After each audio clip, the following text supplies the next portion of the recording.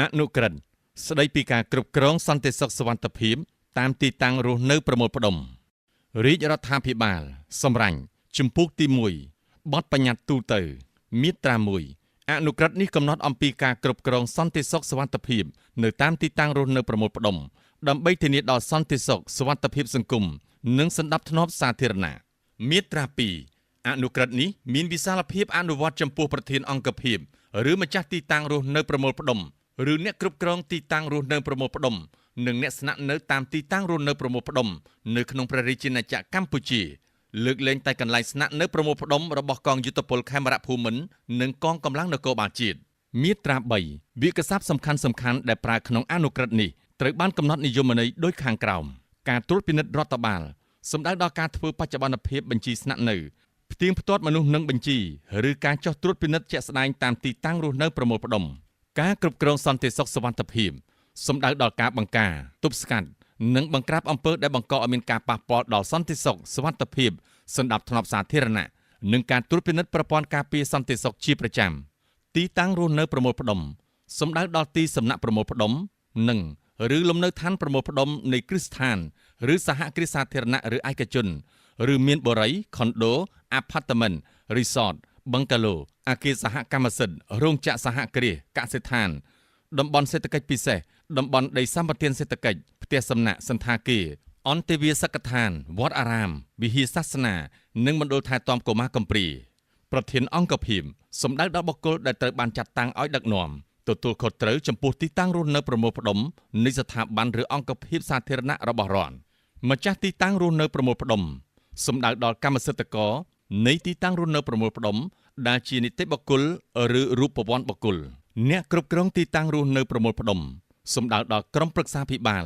ឬគណៈកម្មាធិការគ្រប់គ្រងការទទួលខុសត្រូវឬបុគ្គលដែលបានទទួលសិទ្ធិឬចាត់តាំងដោយអនុលោមតាមច្បាប់ដើម្បីទទួលខុសត្រូវចំពោះទីតាំងរស់នៅប្រមូលផ្ដុំនៃគ្រឹះស្ថានឯកជនអ្នកគ្រប់គ្រងទីតាំងរស់នៅប្រមូលផ្ដុំអាចជាម្ចាស់ទីតាំងរស់នៅប្រមូលផ្ដុំប្រព័ន្ធការពារសន្តិសុខសុវត្ថិភាពសំដៅដល់ការបំពាក់ឧបករណ៍សម្ភារៈបច្ចេកទេសជាអាចប្រព័ន្ធកាមេរ៉ាសុវត្ថិភាពប្រព័ន្ធបង្ការនិងពន្លត់អគ្គិភ័យប្រព័ន្ធភ្លើងបំភ្លឺផ្លូវជណ្ដារយន្តនិងច្រកចេញចូលអគារនិងឬបរិវេណនៃទីតាំងរស់នៅប្រមូលផ្ដុំប្រព័ន្ធការពារសន្តិសុខសំដៅដល់ការរៀបចំយន្តការឬវិធានការឬប្រព័ន្ធផ្ដល់សញ្ញាអាសន្នដល់រូបវន្តបុគ្គលក្នុងកិច្ចការពារទប់ស្កាត់គ្រោះថ្នាក់ឬហានិភ័យដែលកើតឡើងជំពូកទី2ស្ថាប័នមានសមត្ថកិច្ចមាត្រា4ក្រសួងមហាផ្ទៃមានសមត្ថកិច្ចដឹកនាំអនុវត្តអនុក្រឹត្យនេះក្រសួងមហាផ្ទៃធ្វើប្រតិភូកម្មការងារគ្រប់គ្រងការស្នាក់នៅនិងការគ្រប់គ្រងសន្តិសុខសុវត្ថិភាពតាមទីតាំងរស់នៅប្រមូលផ្ដុំជូនរដ្ឋបាលរាជធានីខេត្តក្រុងស្រុកខណ្ឌរដ្ឋបាលរាជធានីខេត្តក្រុងស្រុកខណ្ឌត្រូវមានគណនេយ្យភាពចំពោះក្រសួងមហាផ្ទៃក្នុងការអនុវត្តការងារដែលបានទទួលប្រតិភូកម្មពាក់ព័ន្ធនឹងការគ្រប់គ្រងការស្នាក់នៅនិងការគ្រប់គ្រងសន្តិសុខសុវត្ថិភាពតាមទីតាំងរស់នៅប្រមូលផ្ដុំ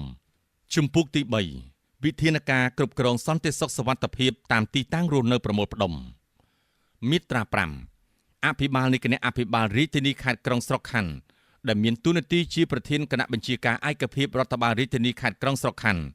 មានភារកិច្ចដឹកនាំត្រួតពិនិត្យ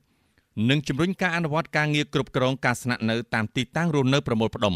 មាត្រា6ស្នងការនគរបាលរាជធានីខេត្តនិងអធិការនគរបាលក្រុងស្រុកខណ្ឌ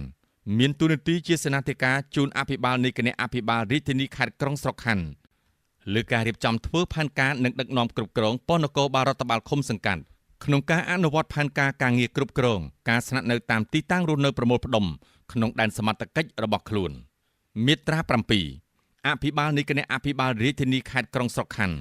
មានភារកិច្ចដឹកនាំការងារគ្រប់គ្រងសន្តិសុខសុវត្ថិភាពតាមទីតាំងរស់នៅប្រមូលផ្ដុំអភិបាលនៃគណៈអភិបាលរាជធានីខេត្តក្រុងស្រុកខណ្ឌអាចតម្រូវឲ្យប្រធានអង្គភិបឬអ្នកគ្រប់គ្រងឬអ្នកតំណាងនៃទីតាំងរស់នៅប្រមូលផ្ដុំផ្ដល់បញ្ជីអ្នកស្នាក់នៅនិងឯកសារសម្គាល់ការស្នាក់នៅនិងឬឯកសារផ្សេងពាក់ព័ន្ធនឹងការស្នាក់នៅតាមទីតាំងរស់នៅប្រមូលផ្ដុំជូនសមត្ថកិច្ចពាក់ព័ន្ធលើការគ្រប់គ្រងសន្តិសុខសុវត្ថិភាពតាមការកំណត់មាត្រា8ស្នងការនគរបាលរាជធានីខេត្តនិងអធិការនគរបាលក្រុងស្រុកខណ្ឌត្រូវធ្វើជាសេនាធិការជូនអភិបាលនៃគណៈអភិបាលរាជធានីខេត្តក្រុងស្រុកខណ្ឌរៀបចំធ្វើផែនការនិងដឹកនាំគ្រប់ប៉ុស្តិ៍នគរបាលរដ្ឋបាលឃុំសង្កាត់អនុវត្តផែនការការងារត្រួតពិនិត្យរដ្ឋបាល ដើម្បីរក្សាសន្តិសុខសុវត្ថិភាពនៅតាមទីតាំងរស់នៅប្រមូលផ្ដុំក្នុងដែនសមត្ថកិច្ចរបស់ខ្លួនមាត្រា 9 ស្នងការនគរបាលរាជធានីខេត្តនិងអធិការនគរបាលក្រុងស្រុកខណ្ឌត្រូវធ្វើការណែនាំដល់ប្រធានអង្គភិបឬម្ចាស់ទីតាំងរស់នៅប្រមូលផ្ដុំ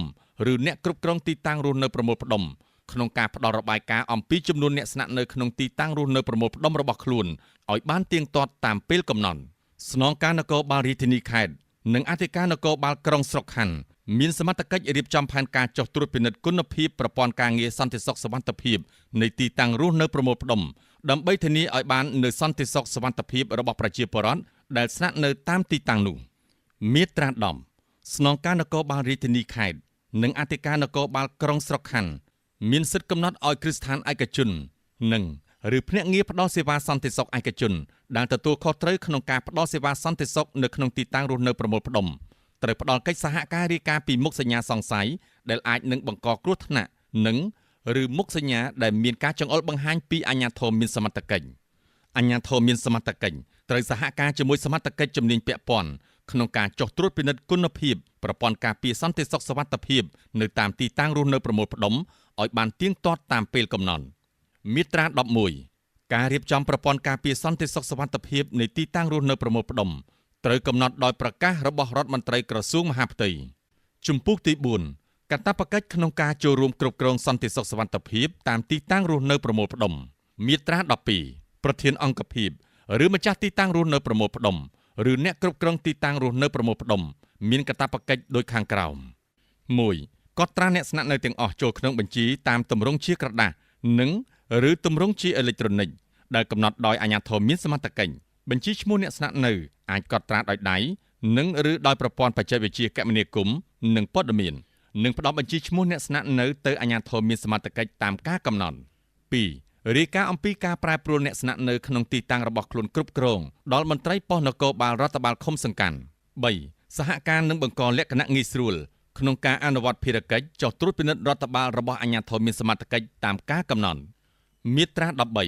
ម្ចាស់ទីតាំងរស់នៅប្រមូលផ្ដុំឬអ្នកគ្រប់គ្រងទីតាំងរស់នៅប្រមូលផ្ដុំត្រូវរាយការណ៍អំពីវត្តមានស្នាក់នៅបណ្ដោះអាសន្នរបស់ជនបរទេសក្នុងទីតាំងស្ថិតក្រោមការទទួលខុសត្រូវរបស់ខ្លួនក្នុងរយៈពេល24ម៉ោងយ៉ាងយូរដល់មន្ត្រីប៉ុស្តិ៍នគរបាលរដ្ឋបាលឃុំសង្កាត់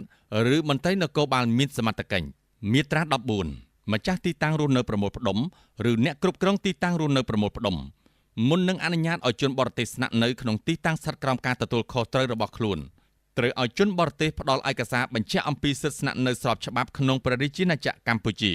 ម្ចាស់ទីតាំងរស់នៅប្រមូលផ្ដុំឬអ្នកគ្រប់គ្រងទីតាំងរស់នៅប្រមូលផ្ដុំមិនត្រូវអនុញ្ញាតឲ្យជនបរទេសចូលមកក្នុងព្រះរាជាណាចក្រកម្ពុជាដោយខុសច្បាប់ស្នាក់នៅក្នុងទីតាំងរស់នៅប្រមូលផ្ដុំដែលស្ថិតនៅក្រោមការទទួលខុសត្រូវរបស់ខ្លួនឡើយមាត្រា 15 ជនបរទេសអន្តោប្រវេសន៍ឬអ្នកតំណាងដែលមានប្រកាសទទួលស្គាល់ដោយក្រសួងមហាផ្ទៃនិងទទួលបានស្នាក់នៅអចិន្ត្រៃយ៍មានសុពលភាពមានកាតព្វកិច្ចរាយការណ៍ដើម្បីចុះបញ្ជីស្នាក់នៅក្នុងរយៈពេលយ៉ាងយូរ48ម៉ោងស្របតាមច្បាប់ឬលិខិតបទដ្ឋានគតិយុត្តពាក់ព័ន្ធជាធរមានជនបរទេសក្រៅពីប្រភេទជនបរទេសអន្តោប្រវេសន៍ខាងលើដែលស្នាក់នៅតាមទីតាំងរស់នៅប្រមូលផ្ដុំត្រូវចុះបញ្ជីស្នាក់នៅតាមច្បាប់ឬលិខិតបទដ្ឋានគតិយុត្តពាក់ព័ន្ធជាធរមានមាត្រា 16 ម្ចាស់ទីតាំងរស់នៅប្រមូលផ្ដុំឬអ្នកគ្រប់គ្រងទីតាំងរស់នៅប្រមូលផ្ដុំត្រូវផ្ដល់ប្លង់ប្រព័ន្ធសន្តិសុខសុវត្ថិភាពនៃអគារស្នាក់នៅក្នុងទីតាំងរស់នៅប្រមូលផ្ដុំដែលស្ថិតនៅក្រោមការទទួលខុសត្រូវរបស់ខ្លួនដល់អាជ្ញាធរមានសមត្ថកិច្ចតាមការស្នើសុំម្ចាស់ទីតាំងរស់នៅប្រមូលផ្ដុំឬអ្នកគ្រប់គ្រងទីតាំងរស់នៅប្រមូលផ្ដុំត្រូវថែរក្សាឲ្យបានហ្មត់ចត់នៅគុណភាពប្រព័ន្ធសន្តិសុខសុវត្ថិភាពនៃអគារស្នាក់នៅនិងឬបរិវេណនៃទីតាំងរស់នៅប្រមូលផ្ដុំឲ្យបានត្រឹមត្រូវតាមនិយមបច្ចេកទេសម្ចាស់ទីតាំងរស់នៅប្រមូលផ្ដុំឬអ្នកគ្រប់គ្រងទីតាំងរស់នៅប្រមូលផ្ដុំត្រូវអនុវត្តតាមការណែនាំរបស់អាជ្ញាធរមានសមត្ថកិច្ចក្នុងការកែលម្អប្រព័ន្ធការពារសន្តិសុខមាត្រា 17 ភ្នាក់ងារសន្តិសុខឯកជនត្រូវមានកាតព្វកិច្ចត្រួតពិនិត្យសហការនិងរាយការណ៍ជូនអាជ្ញាធរមានសមត្ថកិច្ចឬប៉ុស្តិ៍នគរបាលរដ្ឋបាលឃុំសង្កាត់ក្នុងដែនសមត្ថកិច្ចអំពីសកម្មភាពល្មើសឬជនសង្ស័យដែលមានទីតាំងរស់នៅប្រមូលផ្ដុំដែលស្ថិតនៅក្រោមការទទួលខុសត្រូវរបស់ខ្លួនម្ចាស់ទីតាំងរស់នៅប្រមូលផ្ដុំឬអ្នកគ្រប់គ្រងទីតាំងរស់នៅប្រមូលផ្ដុំឬក្រុមហ៊ុនផ្ដល់សេវាសន្តិសុខឯកជននិងឬភ្នាក់ងារសន្តិសុខឯកជនត្រូវចូលរួមសហការអនុវត្តដោយការទទួលខុសត្រូវជំពូកទី 5 ការរក្សាទុកនិងការប្រើប្រាស់ទិន្នន័យក្នុងកាមេរ៉ាសុវត្ថិភាពមាត្រា18ទិន្នន័យទាំងស្រុងដែលមាននៅក្នុងកាមេរ៉ាសុវត្ថិភាពក្នុងទីតាំងរស់នៅប្រមូលផ្ដុំត្រូវរក្សាទុកក្នុងរយៈពេលយ៉ាងតិច90ថ្ងៃដើម្បីជូនមន្ត្រីមានសមត្ថកិច្ចតាមការស្នើសុំជំពូកទី6ទណ្ឌកម្មមាត្រា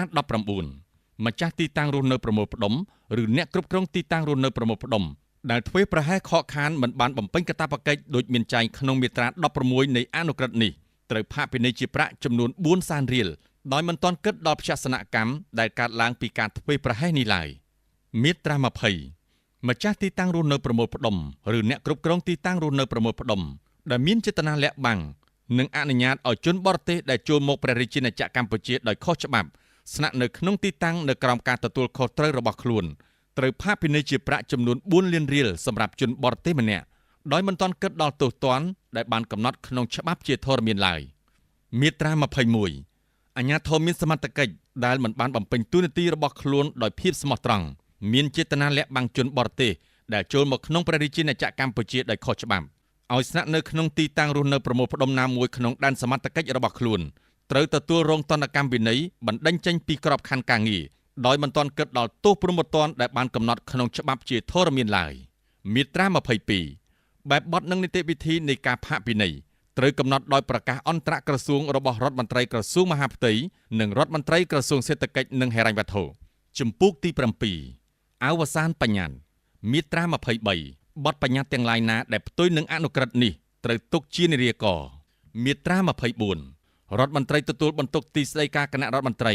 រដ្ឋមន្ត្រីក្រសួងសេដ្ឋកិច្ចនិងហិរញ្ញវត្ថុរដ្ឋមន្ត្រីក្រសួងមហាផ្ទៃរដ្ឋមន្ត្រីគ្រប់ក្រសួងនិងប្រធានគ្រប់ស្ថាប័នដែលពាក់ព័ន្ធ